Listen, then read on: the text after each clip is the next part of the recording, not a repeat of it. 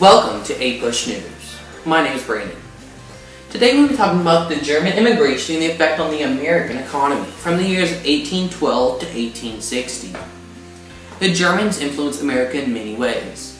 In just a few years, large amount of German immigrants came into America. This Germanic flood stirred little panic in the hearts of native-born Americans because the Germans largely stayed to themselves, far from the madding crowds and nativist fears of northeastern cities. They prospered with ease, building towns in Wisconsin, agricultural colonies in Texas, and religious communities in Pennsylvania. They added their culture to heady brew of reform and community building that so animated antebellum America. And now to Emily Wong with the history of German immigrants.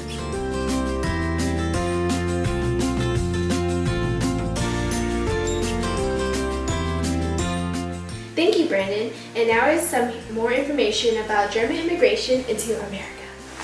From the 1830s to the 1860s, about 2 million Germans migrated to the United States of America. The German immigrants who moved to America were usually struggling farmers, political refugees, and religious refugees. The Germans moved to America because there was no unified nation of Germany until 1871. When Prussian Otto von Bismarck assembled the German state, they arrived in different times for different reasons. One well-known group that came over was the 48ers. They were refugees from the abortive Democratic Revolution of 1848. What they wanted in Germany was unification, constitutional government, and guarantees of human rights. Others, such as Jews, pious, and Anabaptist groups, like the Amish and Maimonides, coveted religious freedom. And now to Amar to talk about the 48ers.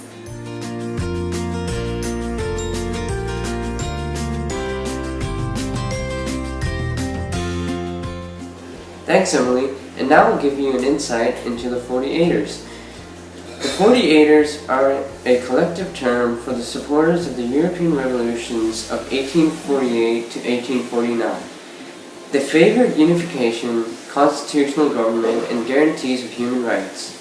These supporters of democracy came to America because of their failed mission back in Germany to secure a constitutional government. The German 48ers opposed nativism and slavery and were major players in the Civil War. Many of the 48ers settled in the vicinity of Fredericksburg in the hill country of Texas, where they also voted against the secession of Texas. Many of the 48ers were well-educated, respected, and wealthy. They later became very successful. Here is a reenactment of the Germans coming to America.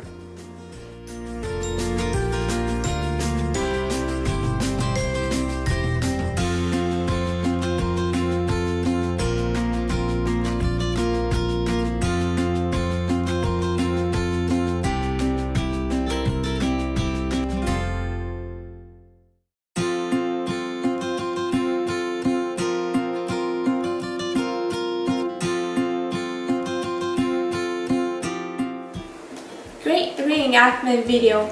My name is Xuan. I am about to talk to you guys about how the German immigration affects the American economy. Due to the limited availability of farmland in Germany, heavy Germans decided to migrate to the United States of America during the 1800s. Many German immigrants came with fatter purses than the Irish people. Following the revolutions in German states in 1848, a wave of political refugees fled to America and became known as 48ers. About half went to cities and the other half went to farms in the Midwest. Texas attracted many Germans who came to farm, and later immigrants took industrial jobs in cities. Many were small landowners or independent artisans. They carried their skills with them when they came to America, and also utilized his skills to establish few industrial employment in the factories of Northeast. The Germans also boasted a German theater, German beer gardens, and German English Academy, and now to Danny about anti-tourism in America.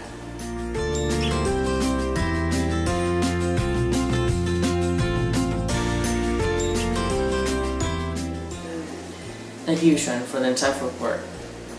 I'm Danny and I'm going over anti-foreignism in America. Starting in the 1840s and 1850s, Catholic German immigrants began to come in droves to America. This alarmed American nativists, citing that the newcomers would outbreed, outvote, and take over them. Since the majority of Americans were Protestant, they saw the immigrants as adherents to a foreign power, the Church of Rome. In turn, the Catholics began to separate themselves through religious schools and educational systems.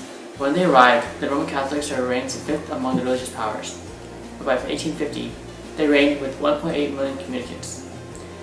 These changes prompted the formation of a protesting group, the Order of the Star-Spangled Banner.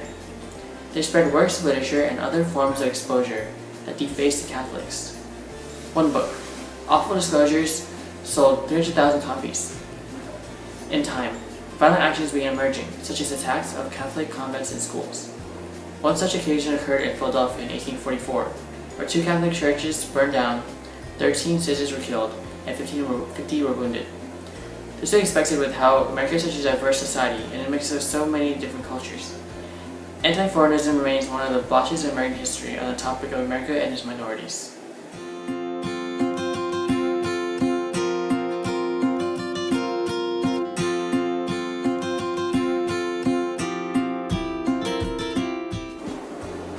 Why did people immigrate to the U.S.? Immigrants came to America from their homelands for many reasons. Some had heard interesting stories about the Golden Land, as it was called. They believed this meant that they could get good land, good jobs, have enough to eat, and send their children to good schools.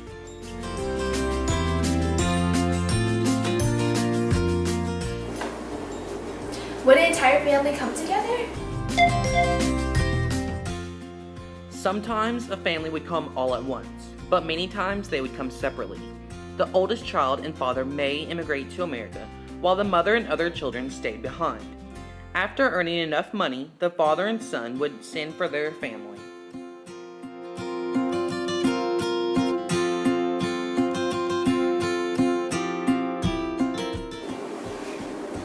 What did people bring with them?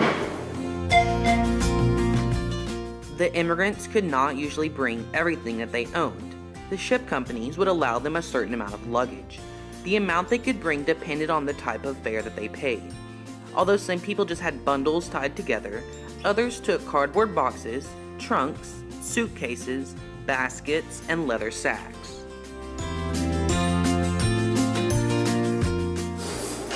Were you examined before you boarded the ship? Because the United States government made the ship companies responsible for returning any unhealthy people back to their homelands, the ship companies had a doctor check the passengers before they boarded. They would cut the men and boys' hair very short and comb women and girls' hair carefully to prevent the spread of lice.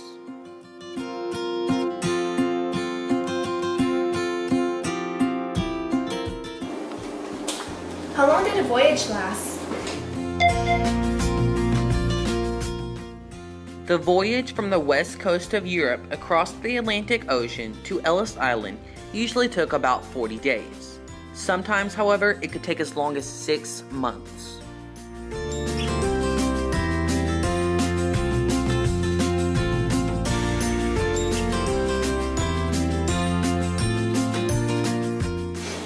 Where would an immigrant sleep and eat on a trip?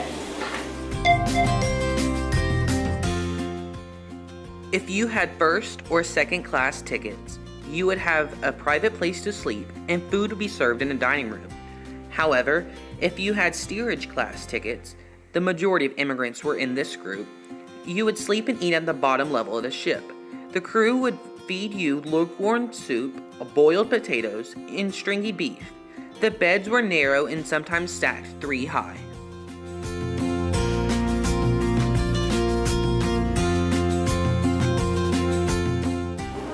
What happened when they reached the United States?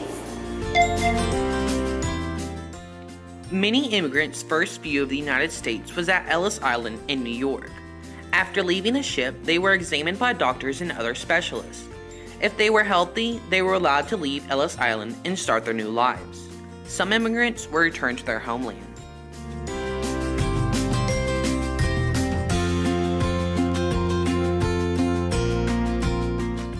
Was the voyage dangerous? Immigrants face many difficulties on their journey across the ocean. Besides dangerous storms, they also had the possibility of becoming seriously ill and dying.